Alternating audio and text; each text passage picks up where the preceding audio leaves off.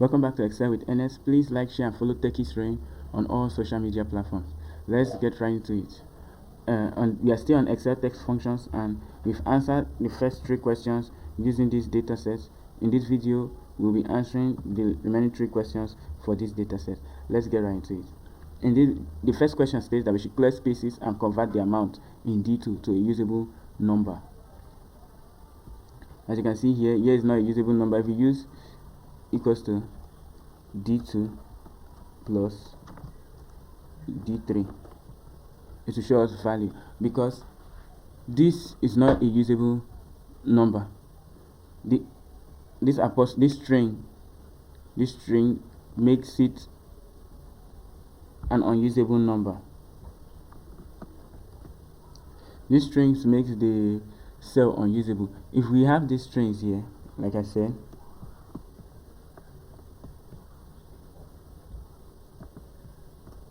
as you can see here, even though we try to add it, it won't work. It will show us value because this string prevents the number from adding each other. This string here tells Excel that this is not a number but a text, and text cannot be added. That's why it's showing us value. So the first question is to convert the amount to usable numbers and to clean spaces. So we have to clean the space, the excess space, and to convert it to usable number. To do that, we first use our trim function for clearing of space. Okay, we first use our value function because we are converting this text, our value function, to convert a text that represents a number to a number. So since we are converting this to a number, because this represents a number, we are converting it to a number, we will use the value. Then we use our trim to remove excess space. And lastly, we use the substitute function to replace these strings. So then we call the cell we want to edit, which is D2. After that, we then remove the old text. We put the old text in a string 1, 2, and close it. If you space this, you'll come to see that there are 4 strings here. 2 is the opening, the other 2 is the closing. So since we are not using that,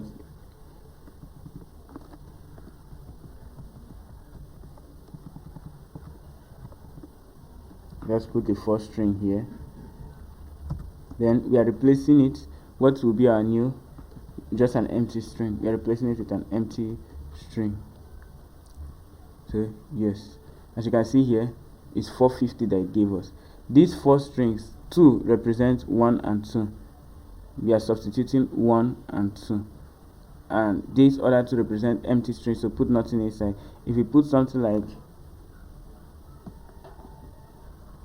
a $sign, let's see, to show us value, because we are replacing 2 with only 1 and it's not going to go through.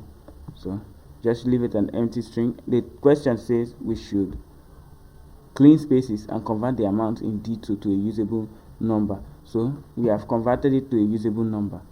What this is telling Excel is convert this value to text. What this is saying is convert this text to a number, remove excess space, which is string, then substitute this 1 and this 2 for an empty string. Where did the $sign go? The $sign is attached to this string. If you can see, the $sign is attached to the string. So Excel recognizes this $sign and the string as 1 and removes it all and substitutes it with an empty string. That's why we have our 450 here. So now if you do the same for this second,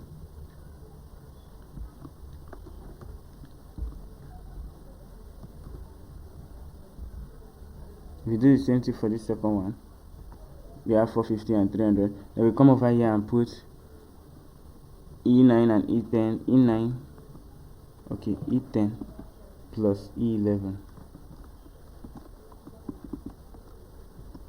to give us our 750 here. So we have converted this to a usable number. You have converted that to a usable number. So let's save it here. Call here conversion.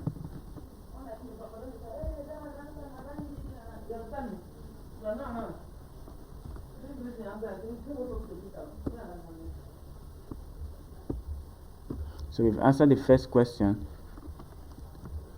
The second question is replace refund with return in B, it's supposed to be B6.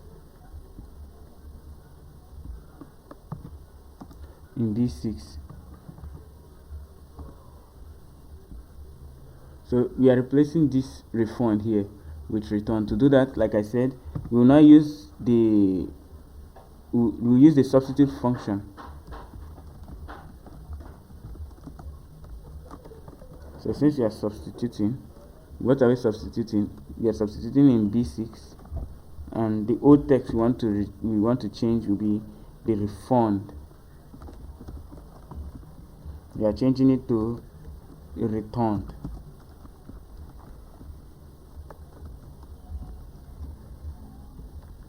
What you basically told Excel here, okay, I now put it in an opening string, return.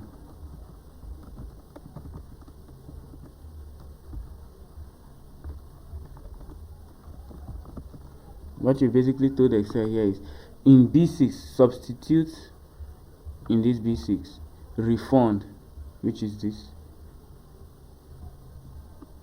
substitute refund with returned. So when you close this function, Excel will change this refund and give you returned.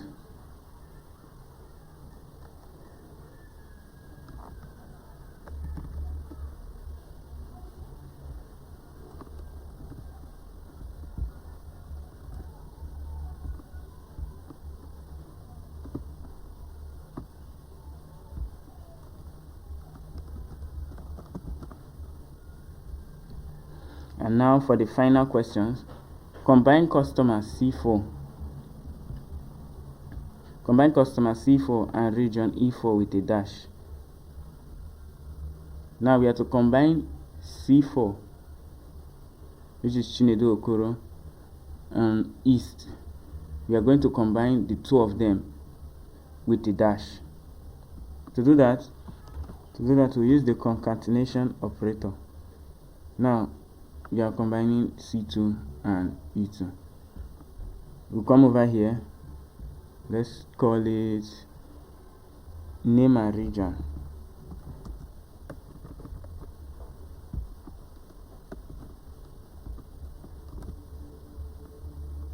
We'll call it name and region. And then we'll call the two names the name we want to use, which is C4. Then we'll concatenate. We use the concatenator operator, that is to join. What are we joining? The dash, because that's what they asked us to join first. So this means C4 and dash and, because we are concatenating, that is join this and E4 in one cell.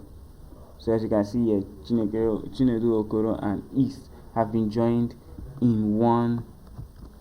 We can use other names. We can try with other names. We can also combine. Let's combine C2 equals to C2, and you don't necessarily have to use the dash. You can use anything, and you can put in bracket space and let's say E2. As you can see, Adelo, and there's a space in between the West. So that is how you use the concatenator operator. We've answered all the questions pertaining to this data set.